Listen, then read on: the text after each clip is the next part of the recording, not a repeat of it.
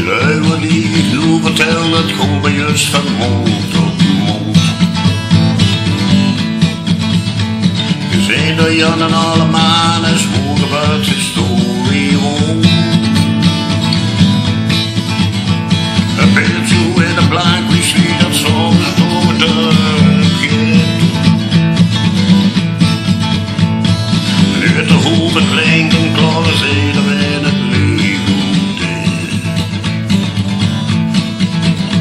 En als kind of hoog om in de beer, dan is dat beertje klaar.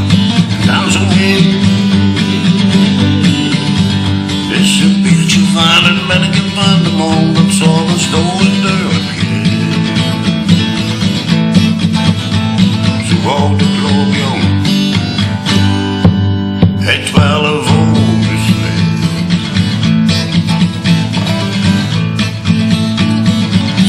op dat witte beeld zit een meisje schoen en blank. Alle lijnen in de winterstraat, geen en lang. En geen wit van boezekul en geen deed dat meisje kind. En geen wit van boezekul en geen deed.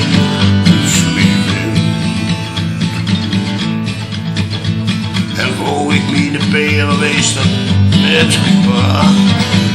En dan zong ik, oeh, is een mens, dan een melkje van de mond, soms door het dorpje.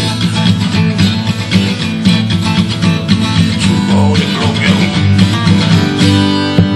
het 12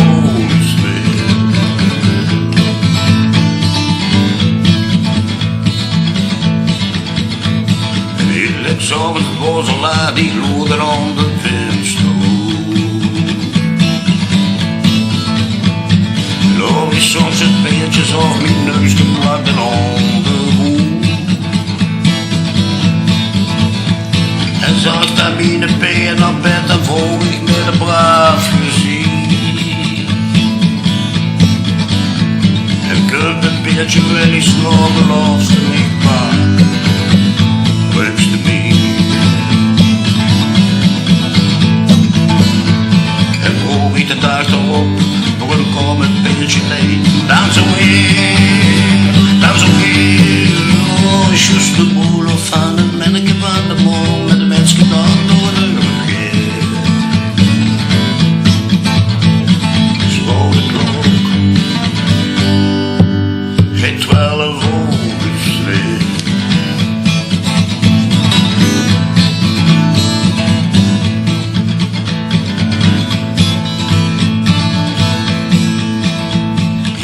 Dat toen is voorbij, maar s'avonds loer ik naar de mond.